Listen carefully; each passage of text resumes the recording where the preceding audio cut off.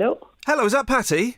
Oh, yes, it is. Hello, Pattie. This is Iain Lee from Talk Radio. I believe we're booked to talk now. Are you free? Yes, I am, Ian. I just got a weird phone call, one of those ones, blah, blah, blah, blah, about absolute rubbish. So I thought this was them phoning back again. Oh, it's normally about, have you had an accident? One of those. I don't know if I hope they're not predicting. I don't know if you have checked if you have PPI, Pattie, but I can look into that for you. Listen, it's great. We'll crack on. It's such a pleasure to talk to you.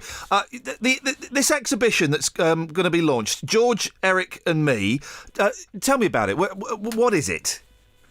Well, basically, there's a museum in Norway that wanted to show my photographs and memorabilia and all sorts of things that I could offer them. And they had this exhibition running for about 3 months a couple of summers ago, and it was very successful. And the Beatles museum people heard about it and wanted the same thing, almost the same exhibition. So I've moved it from Norway to Liverpool, and there are photographs, fun photographs of mainly fun ones of George, and I have the Beatles, maybe all of them, yes, all of them, that I took when we were in Rishikesh in India. We went there to meditate in 1968. Now, this is listen. I'm a huge Beatles fan, so if I geek off too much, Pattie, you can tell me to back away a little bit. But all right, you introduced the Beatles to the Maharishi, didn't you?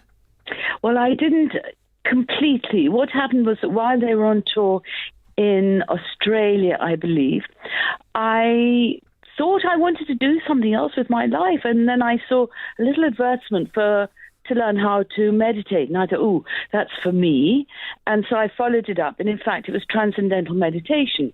And I enrolled and learned how to meditate. So when the Beatles came back from Australia, I told George all about it, and he was very interested. And as luck would have it, I don't know, maybe a week or so went by, and then Paul phoned us to say there's someone called Maharishi who's come to London, and he's going to talk about meditation at the Hilton, I think, in London. So, of course, if one Beatle does something, we all have to do it. Of course. Because we are one family, It's just very cozy and comforting and all those wonderful words. And so we all went, and they really wanted to learn more about meditation. So we went up to Wales, and then while we were there, I think Maharishi, because their manager, Brian Epstein, died while we were in Wales. Yeah. And Maharishi could see how deeply upset everybody was. And this is why he suggested that perhaps we should go to India for about 2 months for more intensive courses on meditation. What was India like? Because the stories I've read paint it as being pretty basic. Well, yes, I mean, it's a third world country for a start. We're cozily living in a first world country here in England. But because it's a third world country, it doesn't mean that it's lacking in culture, love, religion, and honesty, and all these great old-fashioned values. It's a most beautiful country with an awful lot to offer. I'm absolutely mad about India. I love the food, and the people are charming and gentle and sweet. But it's, I can't criticize it, but, if you're really used to living a very sort of civilized life in the West, perhaps India's not really for you, because you see an awful lot of poverty. Yeah. And, but you have to get used to that. It's been like that for thousands of years. And how did the Beatles, the four Beatles, find it? Because obviously they were, living the life of luxury. Yes, but you know what? They were all young. We were all very young. We were like 22, 23, and hadn't really got into the concept of luxury. They were living the life that they wanted to live, and it was all fun, and we go to nightclubs and do whatever we want whenever we wanted, except if they were recording or on tour. And I think nobody minded. Nobody complained about living in a very sort of simple way. The beds were really like, as far as I remember from my school days, rather like school beds. The mattress is not very thick. Yeah. And nobody minded, I think everybody realised we're going for, we're here to learn something. Do you still meditate, Pattie? Do you still do TM? Yes, I do, but I'm a little bit of a lazy person, I have to admit. So I don't, meaning that I don't do it every day. Yeah. How did you kind of grew up all over the place, didn't you? You moved from place to place. How did you end up becoming a model in the swinging 60s? Well, that was more by luck than any kind of design. I was working for Elizabeth Arden, and somebody came in and asked me if I'd ever thought about being a model. Well, I had to tell a little bit of a fib. I said no, even though I've been combing the pages of Vogue and all these glamorous magazines, and Jean Shrimpton was the star, and I said, oh my God, I'd love to be her, as all young girls do. Yeah. And this woman came in from one of the teen magazines and asked me if I'd like to be a model. And I said, yeah, gosh, yes. So I went and she interviewed me, and she got someone to take photographs, and then introduced me to my future agent, who signed me on straight away. And what kind of stuff were you doing? Guess fashion mags and adverts and things like that. Yes, I was fashion mags, catalogue work, yeah, and advertising, and it was quite good. Looking back at my old appointments books now, I can't believe how much I was working. Really, constantly. Yeah. And then you got a part in A Hard Day's Night. Yes, now this is so funny, because my agent would send me for different interviews continually, because I'd be working, and then they'd say, go to this address, interview. So I went along, and I went in for the interview, and I recognised one of the guys because I'd done a TV commercial with him before. Yeah. And his name was Dick Lester, but it seemed a little more important this time. There were more people staring at my portfolio. And then I went home that afternoon, and my agent phoned me early evening to say I got a part in the Beatles film. Fantastic. I said, how on earth did that happen? And they said, well, the last interview you went for, that's what it was for. And I panicked. I said, look, I've never wanted to be an actress. I'm far too shy. I can't handle this. And they said, don't worry. You just have to wear a school uniform and only say one word. And I thought, well, I'm sure I can do that. Were you a Beatles fan? Well, I like their music, I like their music, but I wasn't a sort of raving fan. I didn't go and see them in concert, but I loved what they were doing. Mm. And so, it was a very exciting time thinking that I was going to... However, I must tell you, yeah, it was so embarrassing, I thought, to meet these people who are sort of like clearly famous and going to be more famous, and I have to wear a wretched school uniform. Oh, no, it's so unattractive.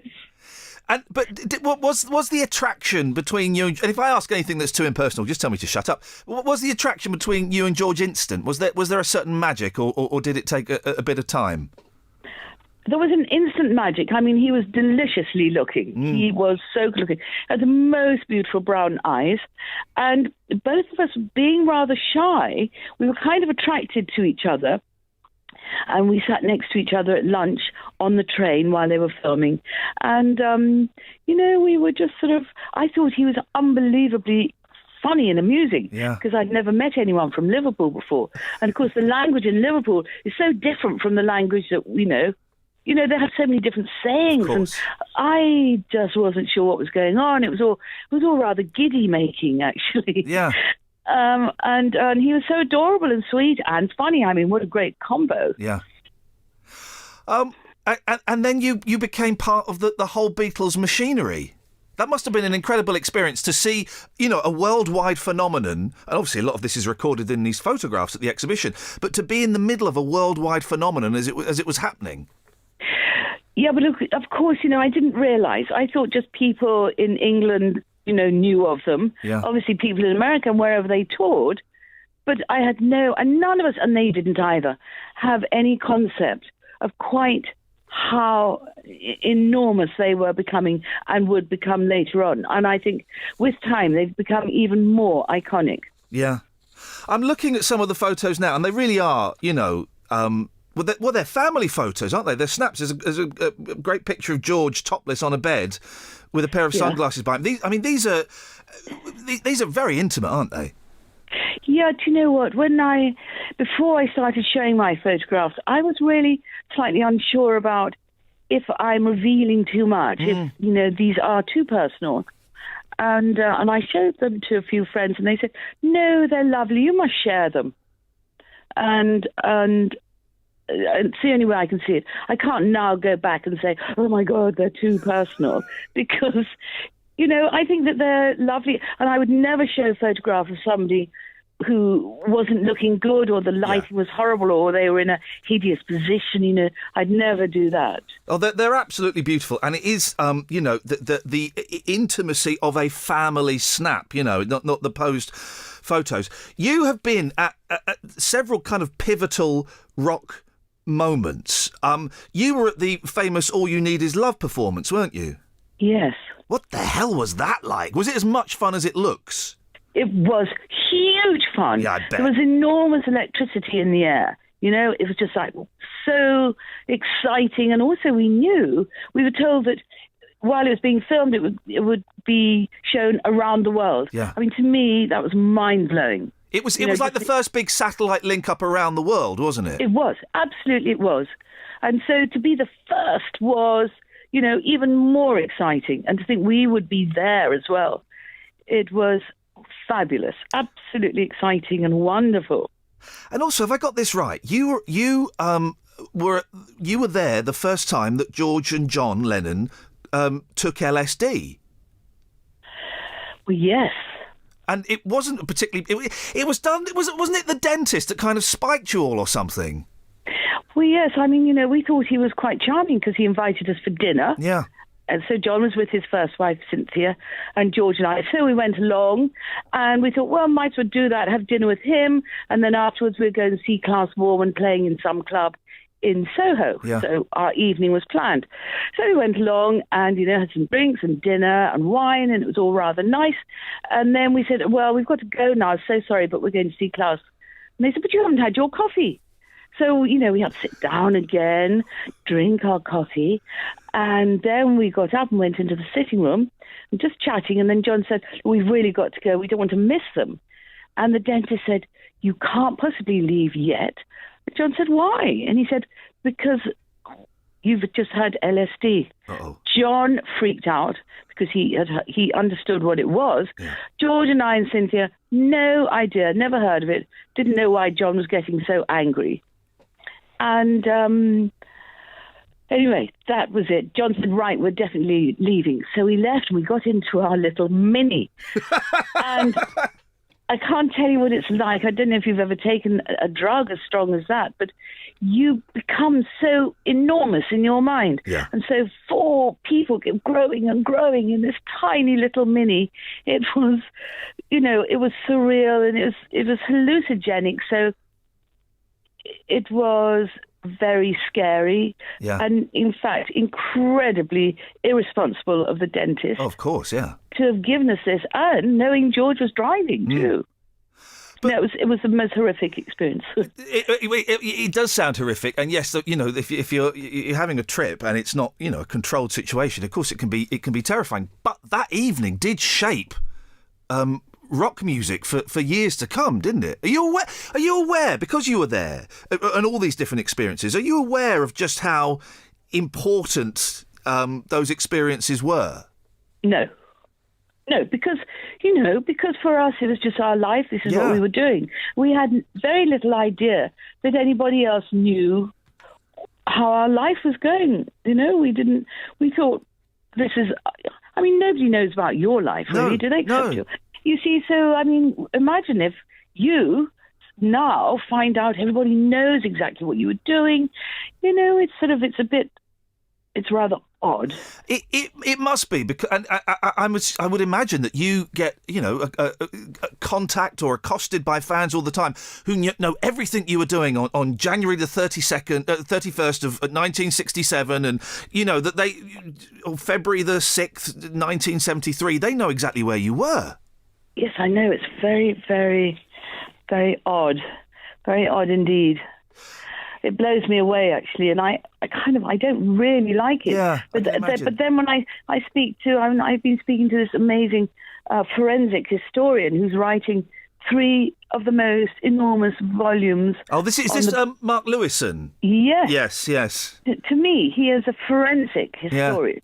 Yeah. His detail is fascinating, and so listening to him tell me about my life is actually fantastic. His first book, if I got this right, was 900 pages, and it only went up to 1963.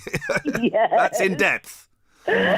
Well, that's why I call him a forensic historian. You recently did a show as well with Henry Diltz, the famous rock photographer, who I've kind of had dealings with. And boy, oh boy, isn't he an absolute gentleman? What was that like working with him? Oh, he is the most adorable man ever. Absolutely adorable.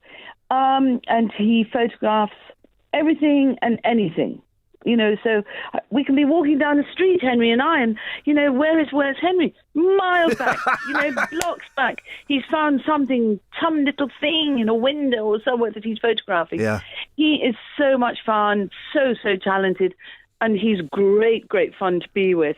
And we did a lovely tour of 5 different states of America in March, towards the end of March. And we did 13 shows where Henry first and then me would stand up in front of an audience and we'd have our photographs large on a big screen. Yeah. And we would discuss them and, tell funny tales about what was happening at the time. It's really fun to do it with Henry. I'm going to let you go in a second, Pattie. Just one more thing. You are you were a muse. You may still be a muse, but you certainly were a muse and inspired, 3 of the greatest love songs, at least, of all time. Layla, Wonderful Tonight and Something. Do you kind of show off about that? Do you feel a weight of responsibility around that? Or do you just think, that some men that were in love with you wrote some really nice songs about you? Yes, I think the latter, because... there's no point in me getting hung up about, it's being a muse. I mean, so who am I now? Only amusing. But, no, I mean, how lucky I am. How lucky I am that, those guys wrote beautiful songs. Pattie, listen, thank you so much for your time, and thank you for sharing these photos, because as a Beatles fan and a fan of, of rock music and Clapton, of course, it's really nice to see, this kind of personal side of them that quite often you don't get to see. So thank you for that. My pleasure. I hope that everybody else enjoys seeing the photographs as well.